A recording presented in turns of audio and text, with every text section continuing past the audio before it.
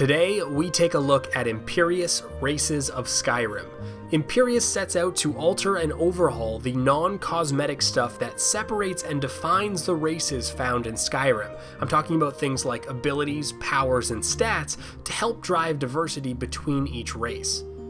The changes Imperious brings are almost too many to mention individually. Each race will have their starting health, magicka, stamina, and carry weight values altered, as well as the regeneration rates for the primary stats. And this is all just to further distinguish which races are hardy, which are magically inclined, which are agile, etc., etc. But the bulk of Imperious is the addition of 3 new passive effects per race and an active power that is obtained through a small quest. Each race has their own quest. It's small, but it requires the use or playing around with the passive effects to complete. For instance, the Dunmer, one of their passives is a periodic whisper. This will mark an NPC that you can sense and see in the same way Sense Life allows. You then have a limited amount of time to track down and kill this NPC, and if you succeed, you are awarded gold and a Dunmer racial resource called Ancient Fevir. Your quest is to kill 10 marked targets, and if you do that, you are then given access to your active ability. And there is generally good cohesion like this between the editions. Keeping on with the Dunmer, when you kill a marked target and get Ancient Fevir, that is used passively on the start of combat to give bonus armor, and when unlocked, you can spend it to actively summon an Ancestral Guardian, and when you have stuff active, this is when you get additions to fire resistance. The Argonians have passives that greatly encourage them to be in the water, as well as fixing up the vanilla Skyrim Hissed Skin daily ability that nobody used, but in Imperious they make it a passive and it triggers when you're hurt that you're actually going to notice and will actually play a role in the game. And their racial quest is finding underwater chests, which then unlocks an acid spit ability. And Bosmers, they enforce their tie to hunting and animals and ritually eating the corpses of the dead. The Altmer go a bit of a magic glass cannon and they master skills past perfection. Red Guards have endurance and speed that lends itself to fast, successive kills. It is all just very in line with the Elder Scrolls lore and mythos.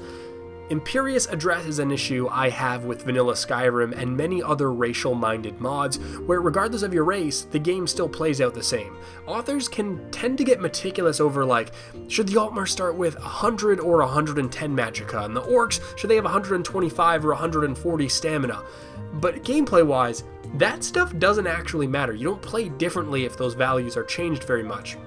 And neither does giving bonuses or passives or abilities that aren't worth using, or resistances that are so small that you wouldn't notice they were there unless somebody told you. And I think that that's a strong marker. If you are deliberately adding something, someone should be able to tell it's there without being told.